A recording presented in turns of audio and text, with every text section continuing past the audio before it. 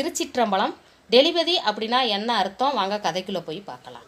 சேரமான் பெருமாளும் சுந்தரமூர்த்தியும் சிறந்த நண்பர்களாக இருந்திருக்கிறாங்க. சுந்தரமூர்த்தி அவர்கள் வெள்ளை யானையில் கைலாயத்துக்கு கிளம்பியிருக்கிறாங்க. அதாவது ஐராவதத்தில் தனக்கு கிடைத்த நல்லது தன்னோட நண்பனுக்கும் கிடைக்கணும் அப்படின்னு நினச்சிருக்கிறாங்க. நினச்ச நினப்பு சேரமானையும் நினைக்க வச்சுருக்குதுங்க. தான் ஒன்று உறுதியாக நினைக்கும் போது தன்னுடைய நண்பனையும் நினைக்க வைக்கிறதுக்கு பேர் தாங்க டெலிபதி. உடனே சேரமானும் வெள்ளை குதிரையில் காதில் ஓம் நமச்சிவாயா ஓம் நமச்சிவாயா சொல்லியிருக்காரு. அதுவும் பறந்துருக்கு. இருவரும் கைலாயத்துக்கு போயிருக்கிறாங்க. சிவபெருமான்கிட்ட சுந்தரமூர்த்தி வந்தியா அப்படின்னு சிவபெருமான் கேட்டிருக்காரு. வந்தேனுங்க. சேரமான் பெருமாளும் வந்திருக்கிறாங்க. கூப்பிடணுன்னே சேரமானும் வந்து வணங்கி நிறுந்திருக்கிறாங்க.